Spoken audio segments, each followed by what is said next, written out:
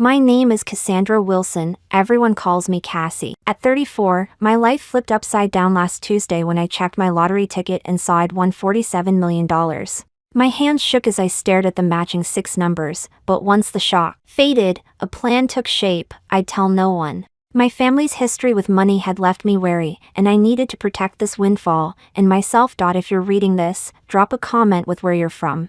And if you want more stories about family loyalty and betrayal, hit like and subscribe. Before that fateful day, my life was painfully average. I worked as an accountant at a small Portland marketing firm, making just enough to get by but never enough to feel secure. My apartment was a modest 1-bedroom on the city's outskirts, nothing fancy, but it was mine. Mornings started at 6 a.m. with coffee and a constant wait, bills, deadlines, and 60-hour workweeks, especially during tax season. Work was unappreciated too. My boss Arnold took credit for my ideas, and colleague Derek left early, leaving me with his work, yet still got the praise. I kept my head down, hoping it would pay off, but it never did. My family was even more complicated. My parents, Gregory and Diane, divorced when I was 14 and remarried within 2 years. Dad, a high school physics teacher, married Stephanie, a real estate agent with expensive taste. Mom married Warren, a wealthy businessman who hoarded every penny. I have 2 siblings, Lisa, 30, the golden child, Ivy League grad, married to a surgeon, living in a suburban dream home with 2 kids.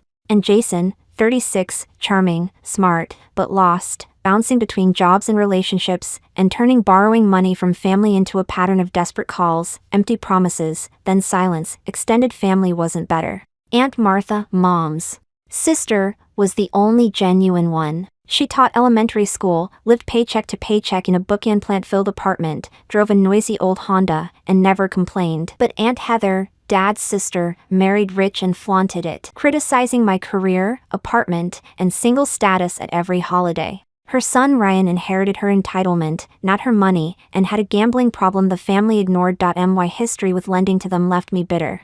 3 years ago, I emptied my savings to give Jason $5,000 for rehab, only to find he never went.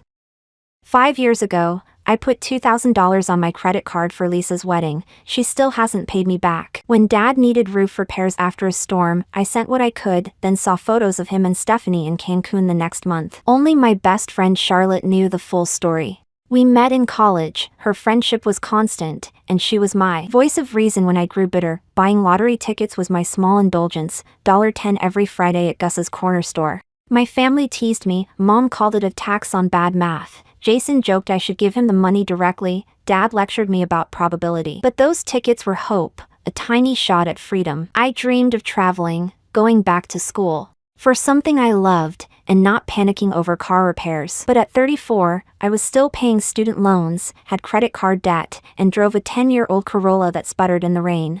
I mastered looking fine while mentally calculating costs. Could I afford dinner out, or did I need an excuse to stay home? I had no idea a single ticket would upend everything. I bought the winning ticket on my 34th birthday. It had been a brutal week. Arnold took credit for my financial strategy that saved a client thousands. I stopped at Gus's, as usual, but handed him $20 instead of $10. Birthday splurge, I said. Maybe today's your lucky day, he winked. Instead of a quick pick, I chose my own numbers. My birthday, 3/16, Mom's, 12, Dad's, 21, Martha's, 9, and Charlotte's, 30, the people who mattered, even those who disappointed me. That night, I ordered Thai takeout, opened Charlotte's birthday wine, and ignored the 8 p.m. lottery drawing while scrolling social media. At 8:30, I lazily checked the numbers on my phone. First, 3, match. Second, 16, match. My heart raced. Third, 12. Fourth, 21. My palms sweated. Fifth, 9. I held my breath. Sixth, 30. I stared at my phone for minutes. No way, I whispered. I checked again, turned on the TV to rewatch the drawing. My numbers flashed one by one. I dropped the remote. The lottery site said I was the sole winner, $47 million. After taxes, $28 million, a fortune for someone who'd celebrated a 10% laundry detergent coupon that morning.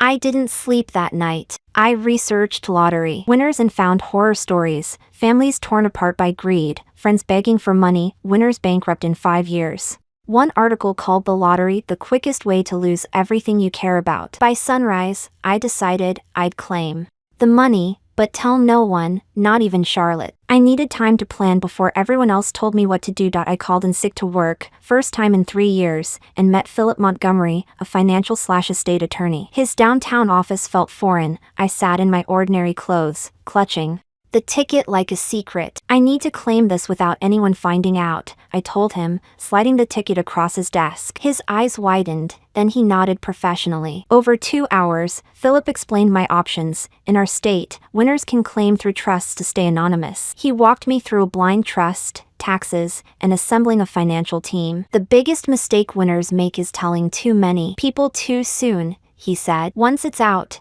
you can't go back. I nodded. My instinct was right. 2 weeks later, we set up the trust, claimed the winnings, and built a financial plan that would keep me secure for life. The money was real, but my days stayed the same. I went to work, complained about bills, drove my old Corolla. The secrecy weighed on me, though. Would my family be happy for me? Or see me as an ATM?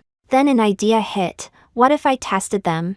I'd pretend I needed financial help, enough to matter, but not too much, and see who stepped up without knowing I was rich.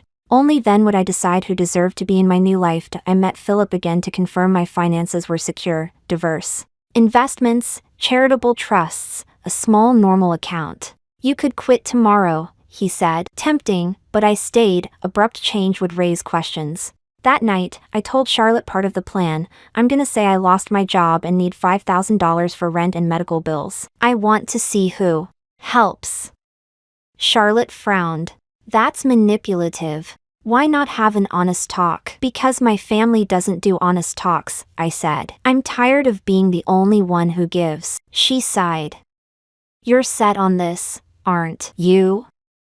I crafted a believable story. My firm shut down after the CEO embezzled funds. I had no final paycheck. Unemployment would take weeks. My emergency fund was gone from medical tests. $5,000 would cover rent and bills until I found a new job. I made a list of 10 people to approach: Mom and Warren, Dad and Stephanie, Lisa, and Paul, Jason, Martha, Heather, Ryan, all who'd asked me for help before. I predicted their responses. Mom might give a little. Dad would lecture, Lisa would blame kids/tuition, Jason would ghost, Heather would judge, Ryan would flake. Only Martha gave me hope, even though $5,000 was a lot for her. I practiced the story with Charlotte, sound distressed, not desperate, have details ready. Then I picked up the phone. I called Mom first. She prided herself on being nurturing. I sounded strained as I told her the story. She gasped, then asked about unemployment and savings. When I asked for $5,000, she paused. Warren and I just put a down payment on the lake house. We're cash poor. Have you asked Dad or Lisa? Paul makes good money. I said I didn't want to ask Dad, and Lisa had kids. I'll talk to Warren, she said, but no promises. You know how tight he is. I knew. I noted her response, concern, but passing. The buck. Next, I met Dad for coffee. He frowned when I said I looked tired. I told my story. He stayed impassive. When I asked for $5,000, he leaned back, crossed his arms, and lectured me about financial responsibility. I told you to save 6 months of expenses. What about your apartment? Your streaming services? For 20 minutes, he talked about budgets and learning experiences. Finally, Stephanie and I are focused on retirement. We can't help. It's irresponsible. He patted my hand. Rock bottom teaches you change. I fought tears, even expecting this hurt. I visited Lisa's suburban home next. She gasped at my news, squeezed my hand. Then I mentioned $5,000. Her smile faded.